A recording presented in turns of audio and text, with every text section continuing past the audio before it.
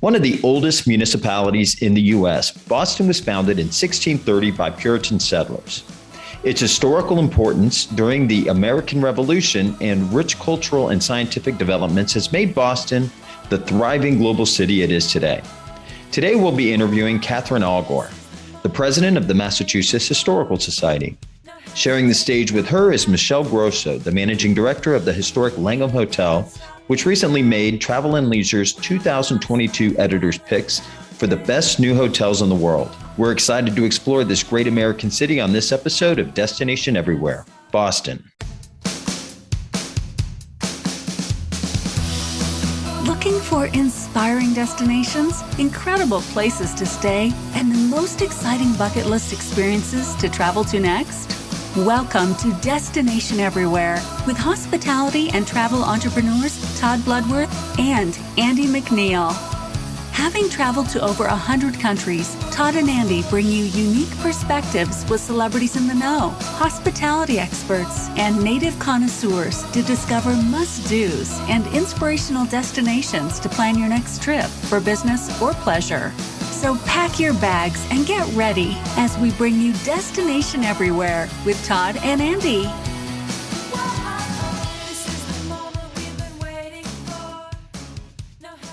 Welcome, everyone, to this episode of Destination Everywhere, one of my favorite cities, and I know one of yours, Todd, as well, is Boston, Massachusetts. Oh, man, it's come a long way from the infamous Tea Party in 1773, hasn't it? No, it definitely has. Boston is it's always been a great destination, one of my favorites. It is the most populous city in New England, and it houses all the cool teams that all of New England celebrates, including New Hampshire, and Vermont, and Maine. But it's the most populous city and 24th most populous in the U.S. It's a world leader in higher education and institutions like Harvard and MIT. So a lot of smart people in and around that city. Well, yeah, just such great cultural and arts, and obviously the history above all else, and the Museum of Fine Arts. And we're going to talk about the Isabella Stewart Gardner Museum, which is a great place for events. There's just so many great things to do in Boston. You would think it'd be a much bigger city, right? It's 24th in size, but it's one of the oldest cities in America and one of the most impressive. So we're going to have a lot of fun talking about it today.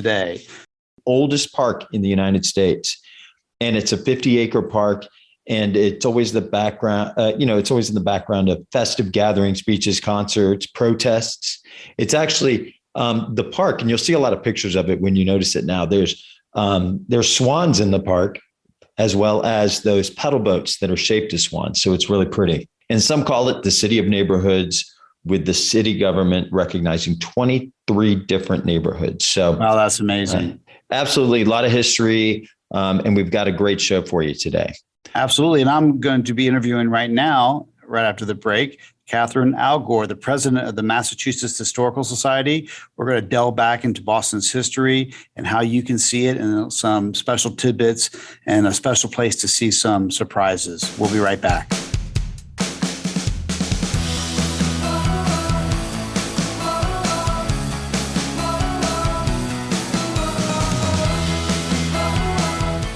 Welcome back, everyone. This is Andy McNeill on Destination Everywhere, and I'm so excited to have with us today Catherine Allgor. She's the president of the Massachusetts Historical Society. They're also known as the MHS, or the Society. Very cryptic, right?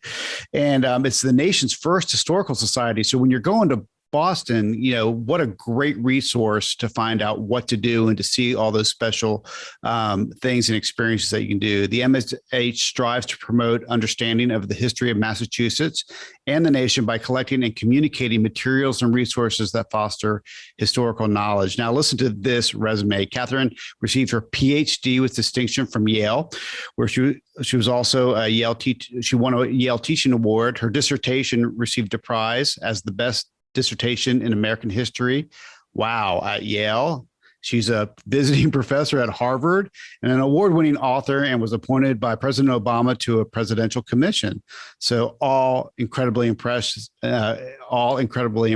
Welcome, Catherine. How are you today? I'm so pleased to be with you. Thank you so much for asking about the society. Very cool. Well, tell us about the story. Let's start with that. Tell us a little bit about the history of the society and how the name came to be. It's true. We are the first historical society, I think, in the Northern Hemisphere. And we got started because of a man with vision, which so many things start that way, don't they? Jeremy Belknap founded us in 1791 with the express mission of saving the story of the founding of the nation. Wow. So if you think about it, 1791, that's about like a 20 years or so generation after the Declaration of Independence. And Belknap had lived through all of this. And he was so concerned that the materials, the letters, the papers of the founding moment, if you were. Yeah. Founding moment, if you want to call it that, were getting lost. And so he decided to found a society to preserve that. And sort of the thing that we sort of laugh about is we do call ourselves the Massachusetts Historical Society, but for him, we were just the society. We were the only society in the colony. We were it. So we sometimes occasionally refer to ourselves as the society. But one of our great treasures came right from that impulse. There was a man in town that Jeremy Belknap wanted to get some communication with. And this man was a big cheese in town. He was an entrepreneur. He was a millionaire. And he went by the name of Paul Revere. Oh, my goodness. Yeah, Paul. Everyone knows Paul. Every grade school child knows Paul. He really starts the revolutionary story, doesn't he? He does. And the reason we know about him is because Jeremy Belknap said to him, "Hey, Paul Revere, before you pass on to another plane, we've heard about this ride you did. Would you write us an account of it?" And so Paul Revere in 1791 sits down and writes out the account of that very, very famous ride. Wow.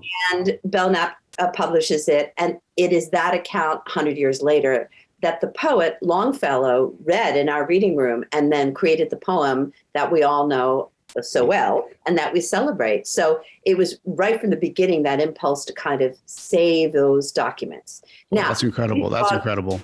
Oh, it is incredible. And we've gone on. So, of course, we have all of the papers of the family of John and John Quincy Adams. We have our own copy of the Constitution.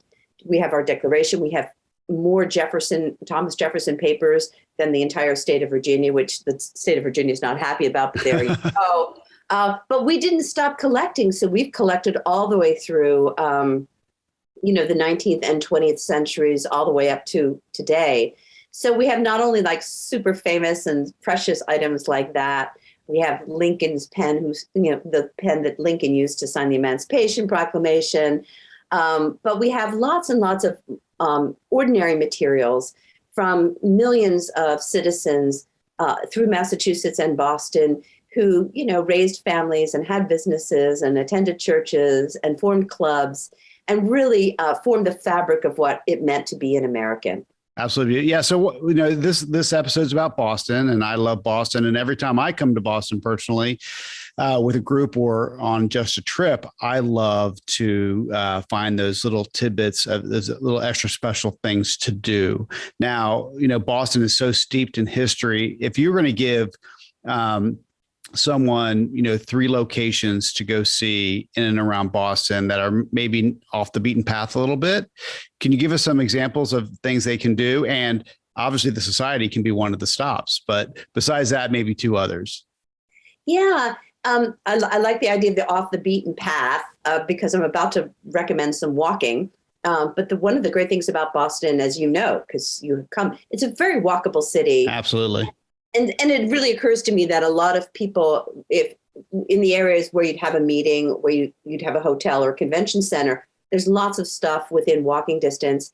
And especially I would recommend the African American Trail, History Trail, that is being created even as we speak and added to by talented historians from Tufts University. And where does that start? Where's the location? I don't actually know that. Okay, we'll find out and I'll let our listeners know. But the African American History Trail, which is really terrific. And kind of along that line is a little bit outside and closer to Medford in the area is the Royal House and Slave Quarters. Oh, wow. That'd be really interesting. It's one of the only existing slave quarters in Massachusetts. And what's most interesting about it is right now it's an institution in transition because it used to be called the Royal House. And you went because the Royals were a famous white rich family and you went and looked at their stuff, but now they're opening up their mission to look at what it means to have slavery in Massachusetts, which a lot of people don't really know, that in addition to being the home of abolition and all that good stuff, and the Massachusetts 54th, which we hold their papers, Boston was actually a hub of the slave trade. And we're all, I think, sort of coming to terms with what that means. Yeah, and so that's a absolutely. great visit. Yeah, but I see for your audience, the Historical Society it is one of those like a little bit out of the way places. It's not necessarily open to the public, though we are free and open to the public, but it would be perfect as a place to hold a special kind of added event to a meeting. I was going to ask that. Is it a great place to actually hold a reception or an educational session? Yeah, I mean, what we have are truly curated tours, so we can accommodate a group from as little as 5 or 7 people, up to 70 people or so. And what you would get in coming there, first walking into our building, I have to say, it is magical. It is one of those buildings that you could not build now, even if you had all the money in the world, because they're just rare carvings. And that's Boston for you, right? Oh my gosh, absolutely. But of course, the treasures are the collections themselves. And we have such a talented and knowledgeable staff who love to share that. And so what the group would see is the actual thing, the real thing. And in a world where things are very available digitally, including our collections, to see the actual Constitution, to see Lincoln's pen, to see the, Mumbet's jewelry. I mean, it's just incredible. And we are lucky to have some very nice spaces as well if somebody wanted to combine a tour with a reception. And again, taking place in a just unparalleled setting that feels truly special, truly magic, truly authentic. Oh, that's fantastic. What are some of your favorite items? You mentioned Lincoln's pen from the Emancipation Proclamation. What are some other really interesting things that might be really unique? We recently acquired a very, very precious object that we had thought been lost to history. And this is the sword that was carried in by the Massachusetts 54th into battle. And we thought it had been lost to history. And so we have the sword now. And just the way that we acquired it is just a fabulous story that you can come and hear about. Great. Can you explain to our listeners what the Massachusetts 54 is?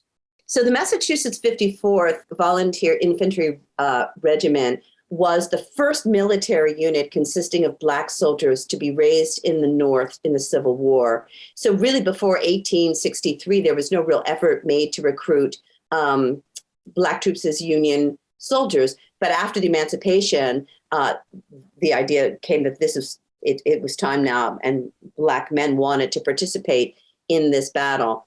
And so the leader of this is a white man named Robert Gould Shaw. And maybe people remember the movie Glory, which is really the story. Absolutely, yep. Great film. Great film. And so we have lots and lots of wonderful collections around that, including photographic portraits. So what was happening is these African-American soldiers who volunteered for this very first regiment did, as soldiers often do, they memorialized themselves with what would be the form of portraiture, tintypes, and other kind of photographs. And they're so incredibly moving because it was really their way of saying, here we are there. And these are portraits that are done with Black soldiers in their uniform as they set off. So, Catherine, you guys are located in the Fenway Park District. Tell us a little bit about that cultural district and how it serves the arts and music and the educational needs of Boston from a history perspective. Yeah, every single cultural institution has to ask themselves, how am I relevant in the world today? And so, and what's so great about being Boston's not only just about history, Andy, as you know, but totally about education. Absolutely. So, as the Historical Society, our chief mission is we supply and support, literally like give money to the creators of knowledge. So researchers are at the heart of our mission. We give out fellowships and we help historians and journalists and people from all disciplines, serious scholars who produce the historical work that will then become, quote, what everybody knows.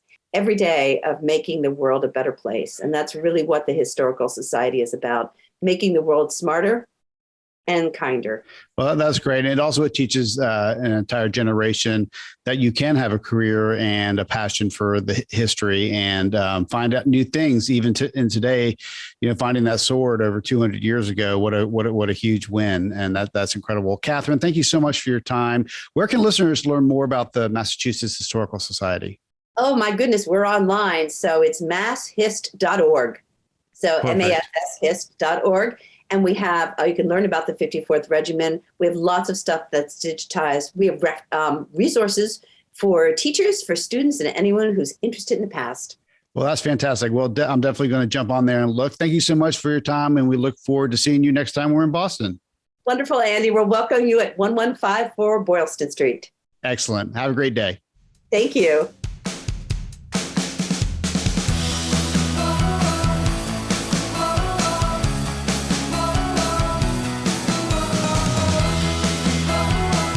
Welcome back to Destination Everywhere Boston. Now we're going to talk about some of our destination favorites. And number one for me has got to be the Quincy Market. Yeah. The Quincy Market, it's 3 blocks long of historic buildings that were restored in the 1970s. It has a traditional market. It has, those traditional market stalls featuring local and international specialties. They have everything from sushi to sausage on a stick and barbecue to baklava. I mean, you can really find everything here. And during the summer, about 50,000 people will visit a day. So you might want to come early before the crowds descend. Yeah, absolutely. One of my favorite things to do, besides that, which is absolutely incredible and a great place to eat, is you've got to go see the USS Constitution, Old Ironside. It launched in 1797. And it's the oldest commissioned ship in the U.S. fleet. And Todd, do you know why she's named Old Ironsides? Well, during the War of 1812, when British shots appeared to bounce off the hull, that's why it got the name Ironsides. Wow. And she's had 42 naval engagements and her record is 42-0. So that's pretty awesome. And if you're there on the 4th of July, she's towed each year into Boston Harbor for the celebration. So if it is the time of year that you're going to be there, you definitely want to go and see this. It's a great thing to do with your kids and just a fantastic experience. And obviously, third on our list is Neptune oyster. New England is known for some of the best seafood in the world. This North End spot opened in 2004. It only has 37 seats and they do not take reservations, but it's arguably some of the best seafood around. And in 2020, it was James Beard Award semifinalists, and New York Post ranked it among the 21 best seafood restaurants in America. So when you think of Boston, is there a food that you think of, or if you think of New England in general? Well, definitely lobster rolls for sure, right? Lobster rolls. And in a town famous for lots of lobster rolls, Neptune oyster definitely has one of the best, if not the best. Oh, that's fantastic. Well, one of my favorite things to do every time I go to Boston is to go to Chinatown. There's a lot of great Chinatowns in San Francisco and Manhattan.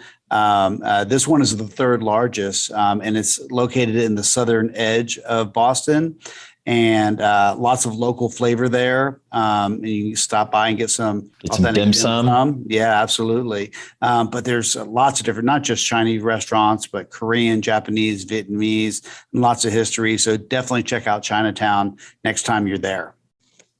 And our number 5 spot, and I think Andy mentioned it earlier in the show, is the Isabella Stewart Gardner Museum.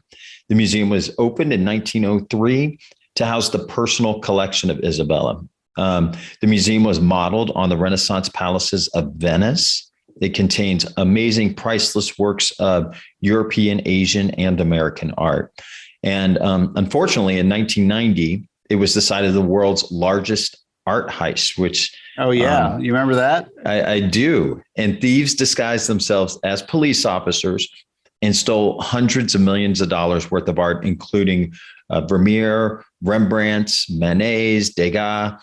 All are still missing. Wow. Well, that's incredible. Great. You got to go to the museum. It's absolutely beautiful. All right. So those are our destination favorites. And right after this, Todd is going to sit down and talk to Michele Gross, the managing director of the Langham Boston, one of the finest hotels in the city. We'll be right back.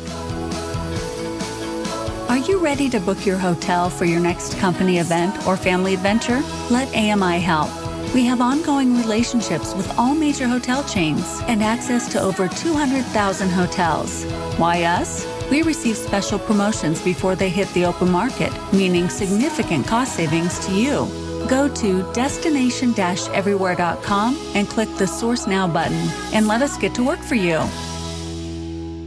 Welcome back to this episode of Destination Everywhere. I'm really excited to speak to our next guest. If you've ever been to Boston, I think everybody is very familiar with the Langham Hotel. And we are fortunate enough to have the managing director, Michele Gross, with us. And the hotel has just finished approximately a $200 million renovation. This is a 4-star and 4-diamond property located in Boston's financial district. So, Michele, thank you for joining us. It's a pleasure to be here. Thank you for having me. You know, we were talking just before we started recording, and you mentioned you started with the property right when it was starting these renovations. So you probably more than anybody else. What can you first just tell us about the renovations? What did you do to the property? You know, it might be easier to tell you what we didn't touch, but literally, obviously, it's a landmark building from 1922. So there were certain historic elements to the building we couldn't touch. The whole outside facade was left intact. But inside the building, all guest rooms, every single guest room, bathroom was demoed and taken back to concrete. Most of the public areas, other than a few historic places, were literally all rebuilt and redone. So it is a completely new hotel on the inside. So this obviously, as I think most people know that have done meetings and events there, but for the transient traveler, this used to be a bank. This was the Federal Reserve Bank of Boston. So what are some of those unique features that were part of this property still exist, although redesigned? You know, I think one of the biggest areas to highlight is one of our meeting rooms, which we call the Wyeth Room. Used to be the president's office during the bank. And other than a new carpet and new drapes, that room is restored. And like it was in 1922, it features 2 murals painted by N.C. Wyeth on the walls, and they are huge. This room just has this wonderful feel to it. And it overlooks the park opposite the hotel. But that would be one area. It used to be the President's Bank, and we have some old photographs around the hotel of the president sitting in the room, and it does not look much different. Another area that I could highlight is our restaurant Grana, which used to be the grand hall of the bank. And the floor is the original floor from 1922. It has a Federal Reserve Bank of Boston seal right in the middle of it. And the walls, all original, and over the years covered up with carpet and various things. And as we prepared for the renovation, this was uncovered and is beautifully intact. Well, you mentioned Grana. Can you tell us a little bit about what their cuisine is and who the executive chef is? Yes, Stephen Bukoff is executive chef, and we decided to make Grana an Italian restaurant. But not really, if you've been to Boston, the North End, it's not one of those red and white checkered tablecloth Italian restaurants, a little bit more modern. We open for breakfast and lunch and brunch on the weekends, very popular on Saturday and Sunday for brunch. At the moment, we are selling out about 3 weeks out. Grana is the Italian for grain, but it is also the slang for cash. And we thought that was a pretty good name for a restaurant in the old bank. So there you go. And off the lobby, there's also the Fed, correct? The Fed is just really a great spin on a British pub. Our original Langham Hotel is in London, historic building from 1865, right. And it features a pub called the Wigmore. And so what we decided to do was a Boston version of the Wigmore, and aptly named the Fed, has outdoor seating on a terrace in the summer, and really is a very approachable, open to all locals and anyone who wants to come and visit. Beers on tap, a beer that we are currently brewing with Jack's Abbey Brewery, a local brewery. Great cocktail program, and some, New England fare is featured in the Fed. Tell us the neighborhood that it's in, down in the financial district. In terms of walkability, what are some of the great spots that guests can go to if they want to get out of the property? I think some of the easiest places to get to, Faneuil Hall for shopping, about 8-9 minutes away, and then the North End, which I spend a lot of my time in. Great to go there to get some cannoli and a coffee or have dinner. That's about an 11-minute walk. The whole Seaport district, which if you haven't been to Boston, and this is really booming. It's where all the new restaurants are going. That's about a 10-minute walk across a bridge. And then, Boston Common is about another 10, 11-minute walk away. So very, very central. If you want to catch a game, the Celtics or the Bruins, TD Garden is about a 12-minute walk away as well. And how far are you from the airport? It's about a 10 to 12-minute drive. One of the great things about Boston, for everyone who's flown in here, is, the airport is so central. So really not much of you just go down through the tunnel and come up and you're at the hotel. So in the hotel, it's a French Revival architecture. The inside, the new renovations, how would you describe the design? Is it modern? Is it classic? Not to dodge the question, but I will say it's a little bit of both. The designer, Richmond International, really took time to try and pay homage to the banking history of the building. And the fact that we're in Boston, we didn't want to be one of those hotels that you wake up in the morning and you wonder which city you're in.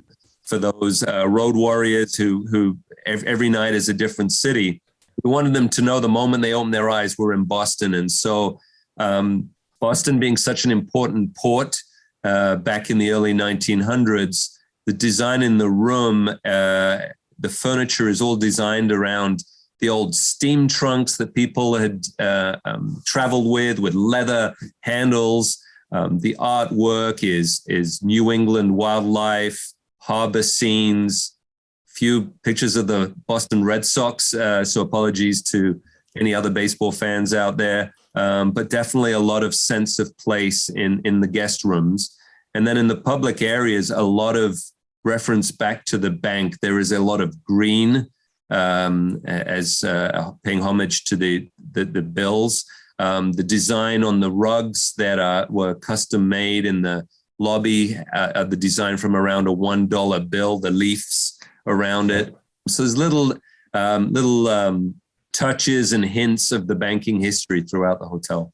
If someone has 24 or 48 hours in Boston, can you give us, maybe two things that they absolutely must do if they haven't done it before? That you absolutely should do if you come into Boston for the first time. If it's in the summertime, I think getting on a boat and just doing the harbor, it's just such a great way to see the city. Boston is a big city, but in many ways a smaller city as well. And you can see a lot from the water. So that would be one thing I would strongly encourage. And then another thing I would strongly encourage is to join the Freedom Trail and even just do part of it. Go over to Faneuil Hall, go over to the North End. And you mentioned the Freedom Trail, which is something I've done just a little portion of, but I definitely got to get past that narrow window of the Freedom Trail that I've done in the past. But we want to thank you very much for joining us, and we can't wait to get back up to Boston and check out the renovation and the new space.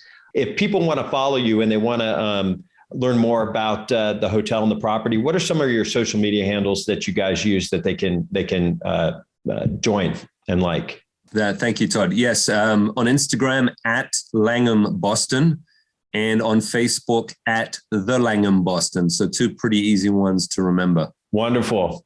Well, Michele, thank you so much for joining us. We look forward to seeing you soon on our next trip up to Boston. I look forward to seeing you. Thank you so much for having me. We'll be right back.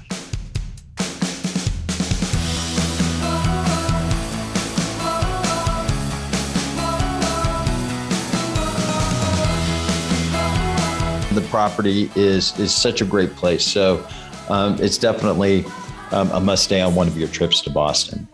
Absolutely. Well, that wraps up our show. I mean, of all the things we talked about, Todd, what are kind of your favorite things you're taking? When you go back to Boston, what do you like to do? I love going down to Faneuil Hall. I like just walking the city. Again, it's one of those places where you don't need a destination. You can just go out and start walking, and you'll run into some really cool things. But they also have amazing cemeteries there that have a lot of historical significance. And I think that's really great shopping. Last time we were there, remember we went to that Restoration Warehouse, which it's like an old bank building. It's just amazing. No, Newberry Street, some of the best shopping in the world. But yeah, no destination is sometimes the best thing when you're going to Boston, because you'll run into something great every single time. Yeah. And like you said earlier, the Boston Commons, just walking that and enjoying on a beautiful, bright, sunny day. There's really very few cities that can rival a beautiful day in Boston. No, absolutely. Oh, and I wanted to mention, if you go down, right in between Boston and Cambridge, you can go down and see the crew and the row teams go up and down the river, which is really just a neat thing to do, and something not unique to the Boston area, but it's definitely something that they have a lot of, and it's a really cool sport to watch. All right. So that wraps up our visit to Boston. Thanks for listening, everybody. And we'd also like to thank our team. We have our copywriters, Louis Pedraza and Kim Jordan, Annie Fernandez, our creative director, Rusty McNeely and Louis Pedraza, our podcast producers, and the Lightship Studios team. So make sure to subscribe, rate, and review the show on your preferred podcast app or by going to www.destination-everywhere.com. We look forward to speaking with you next time on Destination Everywhere. Safe travels. You've just tuned in to another episode of Destination Everywhere with travel and hospitality entrepreneurs Todd Bludworth and Andy McNeill. To access the show notes and other helpful resources, visit destination-everywhere.com. Join us again next week for another bucket list-filled show as we feature another travel-worthy destination. Until next time, travel well and be safe out there.